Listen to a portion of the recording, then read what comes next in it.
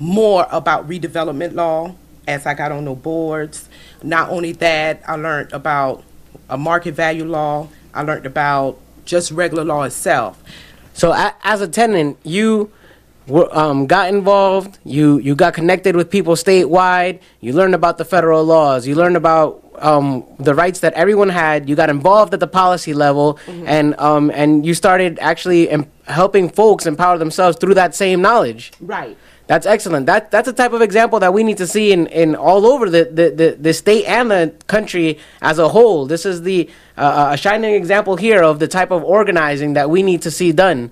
What are some of the we spoke about the firebombing, but what other type of problems do you face in with this type of pressure? I mean, I deal with a lot less than 36 buildings. How was it with you dealing with that many?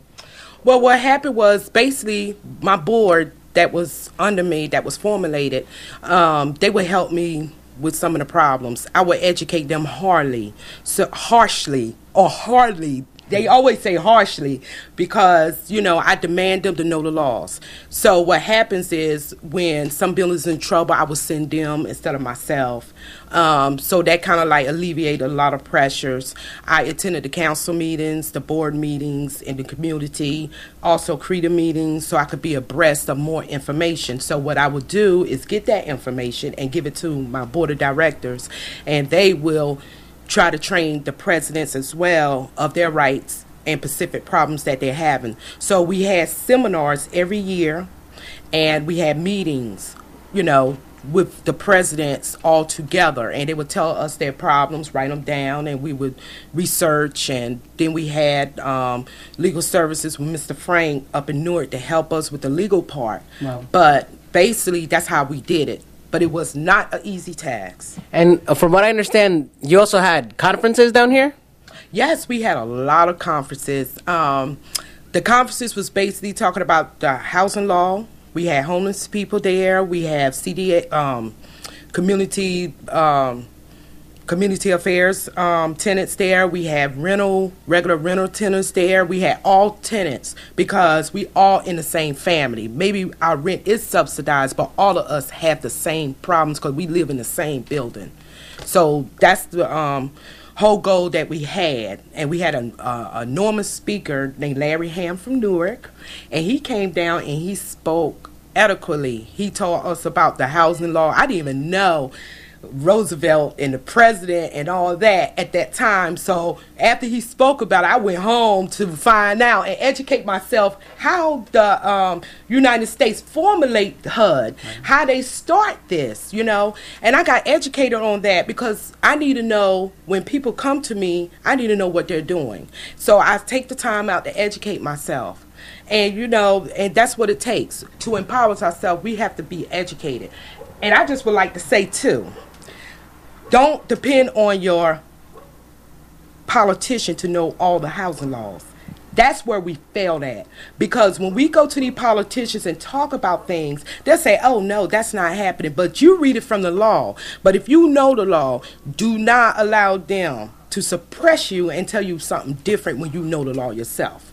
Absolutely. I think everything that you said has shown us how this goes full circle because, as we mentioned earlier in our conversation, now you're working on making sure that TRA works correctly. You learned about how the whole housing structure was put together. Now you're going to affect what might be the biggest housing reform that has happened since all of this was put together in the first place. And I'm very glad that you hold that skepticism because it's something, I think people need to understand. It's not only in Newark where our elected officials sometimes aren't informed about what our rights are. And sometimes, unfortunately, like here in the state of New Jersey, we have Law 8500, which says that housing needs to be placed at a 1-for-1 level whenever a redevelopment area is or deed restricted housing is being removed in a redevelopment area. So these are the things they don't know. We got to fight for it. We got to stand for our rights, and we got to make sure that we preserve affordable housing here. Yes, you're right. You're correct. And, that's where we fail at because we do have people that is on the boards HUD boards, and we have politicians that don't know the housing laws, actually. And they go by, I don't know if it's a political agenda or they just don't know or whatever. I don't want to misjudge them. But I believe that residents, I remember my grandmother used to say, I know more than the preacher. And I said, oh, Grandma, you being so arrogant. She said, let me tell you something. Every time he preached that word, I'm going to go home and read it and make sure he preaching the right thing. See, and that's what we need to do as tenants. We just shouldn't go by what the politicians say. We need to read these laws and really know what we're talking about before we go out to, these meetings and stuff and go along with a program such as TRA. I live as a Section 8 voucher resident. I know, and it's a lot of things that is going on that the Housing Authority need to address. We have oppressed residents. We got residents who suppress. We got residents that is not empowered of their rights. We have some staff members that don't believe in resident rights. I mean, they have to change their whole culture of the organization to make another program work. And what my problem is to bring another program, and not fixing the other ones is total disaster. What are some of the conditions that you see here then? Like, it's I know it has to be something big to actually get these many people worried, so many tenants actually thinking about the problems here in Atlantic City. What are some of the problems that you encounter? Well, some of the problems is they characterize me as being violent when violent come to me. Yes, I do advocate hard. I do act aggressive. I never been in jail for beating up somebody or anything, but they want to characterize me as that. But violence been happening to me. I had my tires slashed as a commissioner on the Housing Authority property. I had a brick thrown in my car. I had been pushed. I have been cussed out. I have been threatened on the phone, but yet I'm the violent one because I'm trying to express my rights, which is within my right. Okay, but what is it? What is that you're bringing to them? I mean, what are the conditions in the buildings? What is it that the average tenant might see that makes you so enraged that you have to advocate and you have to let them know that people have these rights? What are the conditions that people are living in? Well, some of the people is living in deplorable conditions, and some people is not living in clean areas. Also, they also have drug problems in some of the areas that cause the tenants to be fearful for where they live at. Also, tenants, what makes me angry is when you have managers that know there's a problem and try to suppress the resident or retaliate against them in order to get help. What do you mean by suppress the resident? Like if they're looking for help, how would a manager suppress a resident from advocating? Well, sometimes the manager probably would threaten them.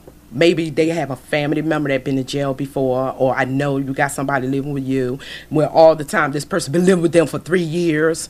They'll use different tactics. I remember one time when I had custody over a little girl, the security guard called the cops on me, because I would complain about security. Wow. Something like that. So when people, let's say your stove's not working, your fridge isn't working, you think you might have a mouse or something, this is the type of reaction that people receive in their buildings?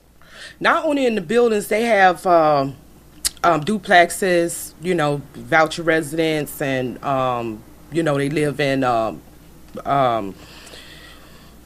senior homes or whatever. And when tenants come to me and tell me that the manager is threatening them or harassing them, and sometimes they use security to harass the resident, they get them irate, or they provoke them to get them irate. They will use tactics as that. Even write letters to the residents that they harassing them when actually they the one harassing the residents. They use different kind of tactics to try to stop the tenants. Not only that, if you have a tenants organization too, you have to look at the owner. Sometimes he will give money to the tenants association so you keep your mouth shut. He wants you to have more activities in the building than to resolve the problems in the building. They use that kind of tactic. because they don't want to spend their money to fix things.